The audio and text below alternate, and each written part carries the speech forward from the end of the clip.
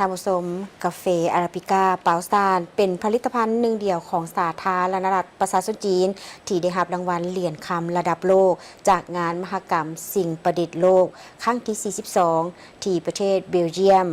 ยั่งยืนถึงคุณภาพและรสชาติของกาแฟที่เป็นเอกลักษณ์เฉพาะของเมืองเปาซานอาราบิก้าเปาซานกาแฟสัญชาติจีนถือกำเนิดขึ้นอยู่เมืองเปาซานแขวงยุนนานด้วยรสชาติที่เป็นเอกลักษณ์หอมเข้มข้นแต่บ่ขมจนเกินไปพร้อมทั้งมีรสชาติส้มปนหวานของกาแฟเฮ็ดให้อาราบิก้าเปาซานกลายเป็นกาแฟที่มีชื่อเสียงโด่งดังได้รับความนิยมทั้งภายในและต่างประเทศด้วยเนื้อที่ปลูกกาแฟ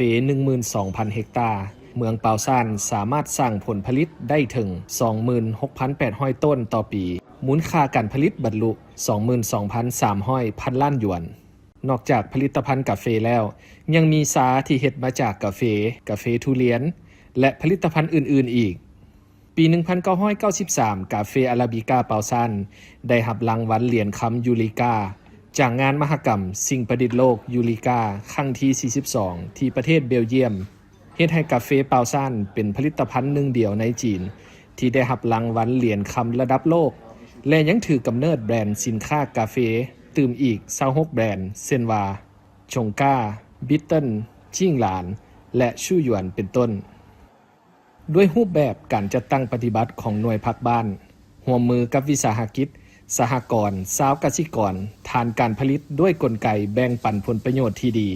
ได้สร้างขึ้นระหว่างวิสาหกิจกาแฟและผู้ปลูกแม้นได้สร้างเงื่อนไขอันดีพร้อมทั้งส่งเสริมเวียกเฮ็ดงานทำสร้างรายได้และผลประโยชน์ให้ชาวกสิกรกาแฟหลายกว่า 50,000 คนพร้อมทั้งสร้างรายได้จากกาแฟเฉลี่ย 15,700 หยวนต่อครัวเรือน